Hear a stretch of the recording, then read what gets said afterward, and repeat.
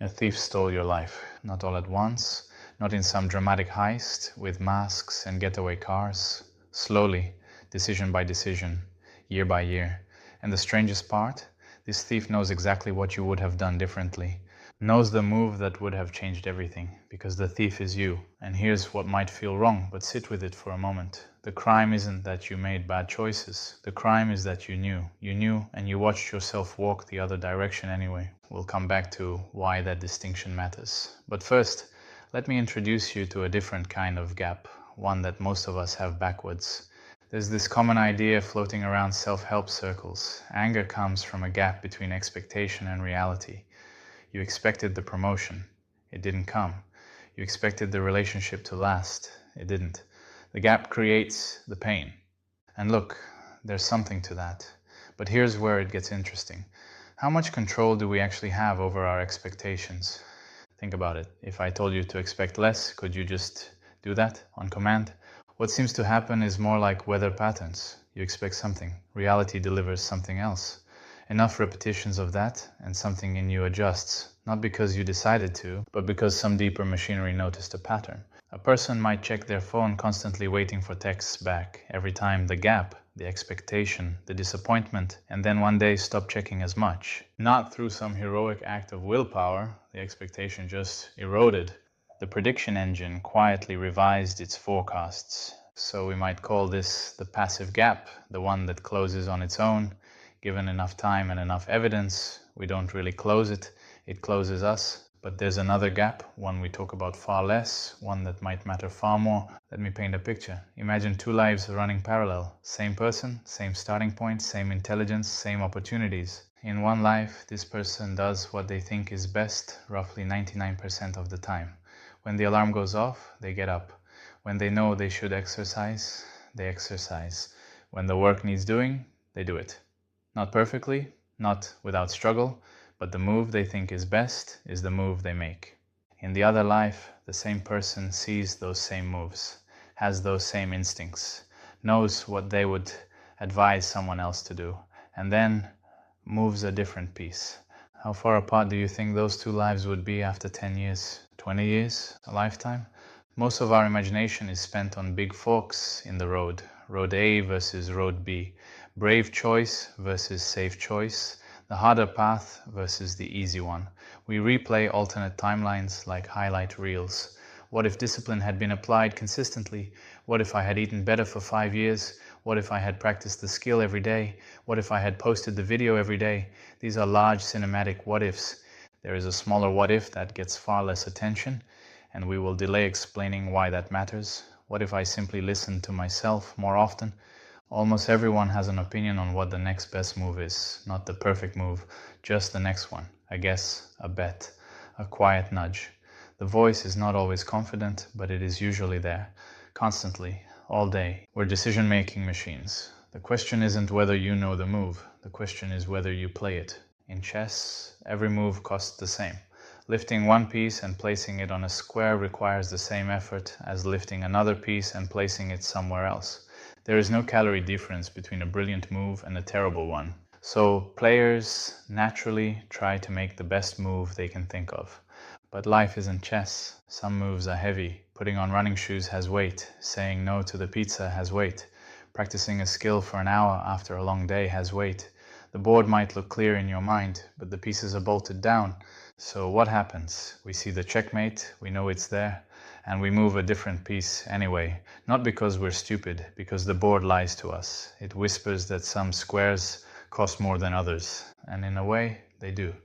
But here's where we might be miscounting the cost. What's the actual price of not making that move? Not today. Today it's nothing. Today it's relief. Today it's comfort. But compound that relief over 10 years. What does avoidance cost when you multiply it by 10,000 days? Now imagine a different way of measuring a year. Not by outcomes, not by money or followers or progress photos. Imagine asking one question on every birthday. To what extent did I act in alignment with what I thought was the best move available to me? You could give it a number, 1 to 100. A hypothetical machine person would score 100 every time. Pain and effort would be irrelevant. In reality, we hover somewhere lower, 10%, 20, 50 on a good year. Now place two lives side by side. One where 99% of the time, The person simply listened. Not heroically, not perfectly, just listened. And the life that actually happened. When you place these two lives together, the distance between them is staggering. It isn't just a gap, it's a canyon. This is where the robbery begins to come into focus, because nothing external had to go wrong for that gap to exist. No villain, no bad luck, no missing information, just unexecuted moves, a life quietly siphoned away, one skipped action at a time. When we don't do what we think is best, who suffers? Not the version of us who made the choice. That version got the relief, the comfort, the path of less resistance. The one who suffers is future us, the one who has to live in whatever room past us built, and future us can't argue, can't vote, can't send a message back saying, please, just this once, do the thing you know you should do. So in a way, we're stealing from someone who trusts us completely, someone with no defense, someone who will have to pretend the heist never happened, because what else can they do? And what's wild is we usually know while it's happening. We're not fooled. We're just outvoted by something in us that prioritizes now over later. Always now. Always this moment's comfort. Here's a thought experiment. What if, instead of asking whether you're successful, you just asked, am I even in the game? Because if the moves you make aren't the moves you think should be made, are you really playing? Or just watching yourself from the stands? Let me offer something smaller than a lifetime, smaller than a year, smaller than a month, one day. What might it feel like to go a single day where you just listened, where every time you knew what the next best move was, you made it? No negotiation, no renegotiation, just trust. Some people who try this report something unexpected. It's not that the day becomes easier, it's that something about falling asleep changes. There's this strange peace that seems to come from knowing you were in alignment, not with some external standard, with yourself, your own knowing. And something else happens too. Results start mattering less, not because you stop caring about outcomes, but because you stop asking, did it work, and start asking, did I show up? Which might be the only question that was ever really in your hands anyway. So what can we do with any of this? Here's one possibility. It's almost embarrassingly simple. Get a calendar, physical, digital, whatever you'll actually use. Every night before sleep, or every morning if you miss, write a number, 1 to 100. What percentage of yesterday was spent doing what you actually thought was best? That's it. No system, no app, no optimization framework. Just witness, just keep score. The theory is something like this. We're wired like video game players. We can only sit at the same level for so long before something in us itches to improve. Boredom becomes its own engine. So maybe after weeks of writing 35, 40, 42, something shifts. Not through willpower, through not being able to stand the number anymore. The numbers might be ugly. That is almost the point. Maybe the score starts creeping up. Not because you forced it, because you started watching. And the thief doesn't like being watched.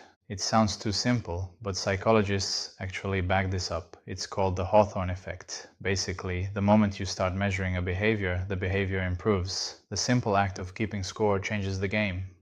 We started with a thief, someone who stole your life, decision by decision, someone who knew exactly what should have been done differently. And the strange thing is, that thief knows your every move before you make it, knows which piece you'll reach for, knows which square you'll avoid, because the thief is you, has always been you. But here's what thieves don't expect. Sometimes the person they're stealing from starts keeping inventory, starts noticing when things go missing, starts writing down what was taken. And something about that attention, that simple act of watching, changes the whole game. As you aspire to reach that 99% mark of listening to your own inner compass, you might find you stop caring so much about the external results. You might stop criticizing yourself for things out of your control. You might find you have absolutely zero complaints about the universe, because you finally became a real player in the game. The anger and dissatisfaction we feel toward our circumstances often acts as a smokescreen. It's easier to be mad at the world for being unfair than it is to be mad at ourselves for not moving the pieces we know should be moved. We can't always control where the pieces start on the board. We can't control what our opponent does. We can't even guarantee that the best move will lead to a win, but we can decide to stop being the thief who steals our own potential.